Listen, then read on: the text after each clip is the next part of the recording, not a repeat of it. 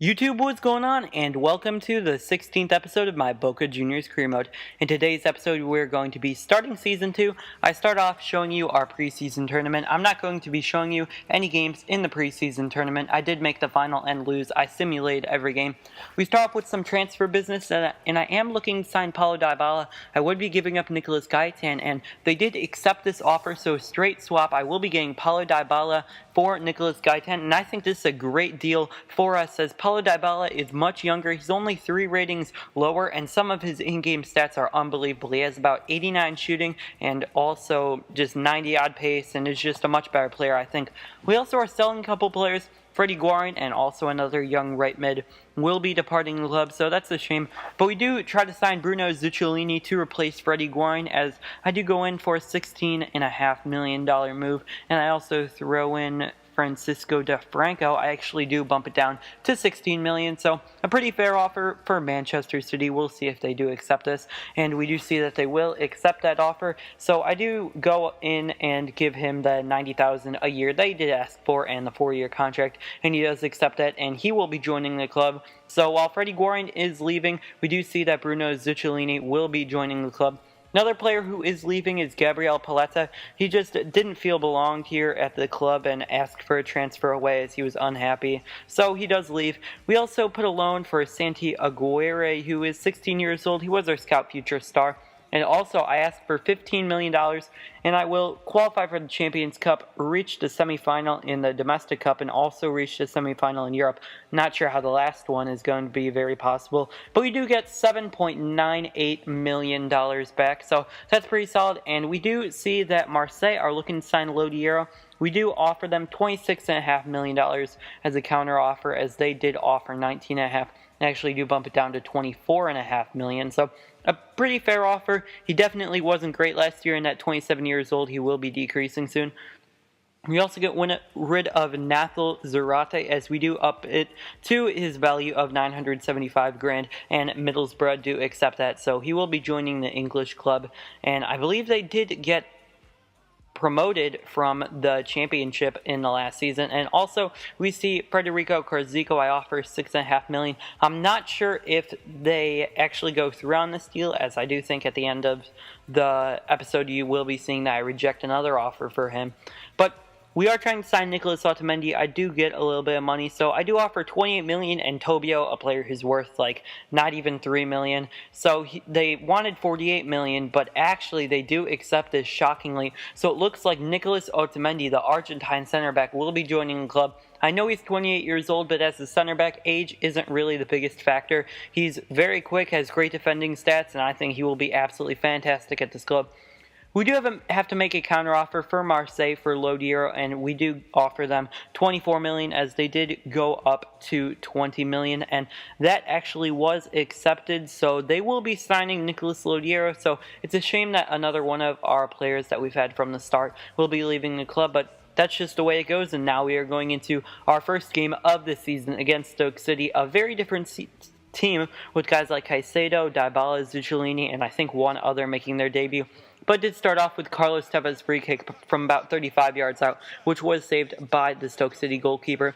They in attack with Glenn Johnson on the ball right now, cutting to the inside. Johnson plays outside to Jordan Shaqiri. The Swiss international is cutting to the inside. He's at the edge of the box, goes around the defender, plays it through to Bojan, whose header does beat Willy Caballero, and the Spanish international does make it Stoke City 1 and Boca Juniors 0, as Bojan, the former wonder kid for I do believe it was Barcelona, scores the goal. And that would be the end of the first half, I do believe, as Shaqiri's dribbling it out, and that would be the end of the first half. So we are on the attack. It's Lodiero playing in what could be his final game, playing through Caicedo in his first game, so a bit difference here, as Caicedo is dribbling it down past Glenn Johnson. Caicedo cutting back to the outside, and he gets taken out by the Stoke City defender. It's going to be a penalty, and there's only one man to step up to take the penalty. It's Carlos Tevez against Jack Butland. England's future number 1 against Carlos Tevez, and Carlos Tevez sends the goalkeeper the wrong way to make it Boca Juniors 1 and Stoke City 1 at La Bombonera. So a good goal by Carlos Tevez, as Caicedo did draw the penalty in his debut, and Carlos Tevez made no mistakes in scoring the penalty.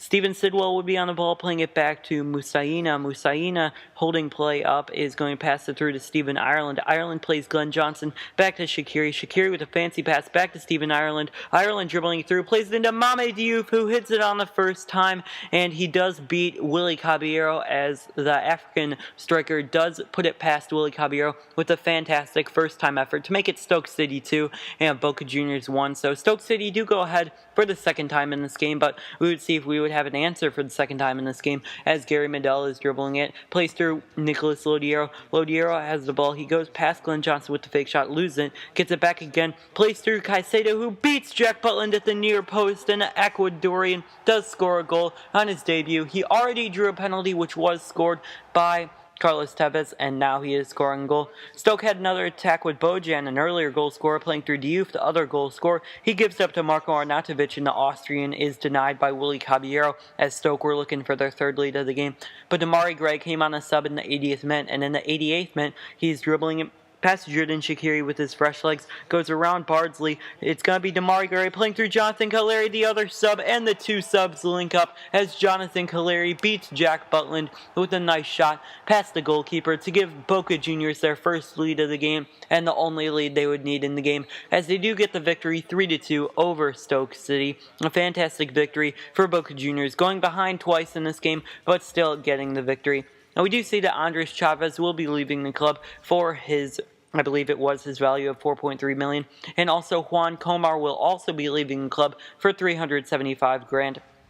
We now go into the second game of today's episode against Manchester City. So a very big game at the Etihad. It's going to be Fernandinho on the ball. He fires a shot from distance, as it is saved by Willy Caballero. And now Adam Henley's on the ball right now. The young English player gives it up to Gary Medel. Medel tries to play through Lucas Romero, but it is intercepted by Fernandinho. Plays through Sergio Aguero, and he is denied by his Argentinian teammate Willy Caballero of the first goal of the game.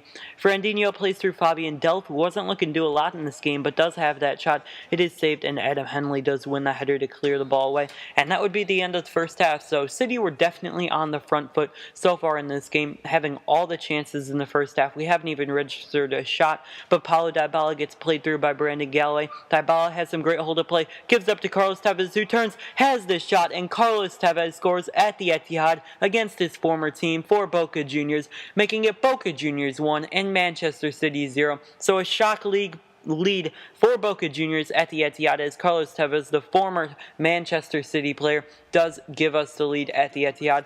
And City would go for an equalizer, as Raheem Sterling is on the ball right now. He's dribbling it, plays through David Silva, who hits on the first time, and David Silva has a fantastic left-footed strike to beat Willy Caballero to tie the game at 1, as the Spanish playmaker does score a goal. Not something he does a lot, but is definitely more than capable of doing. And that would be the end of the game, and also the end of the episode. So that will wrap it up for this episode of Career Mode. If you enjoyed, make sure to leave a like and also subscribe for more FIFA 16 Career Mode and other FIFA 16 content on the channel.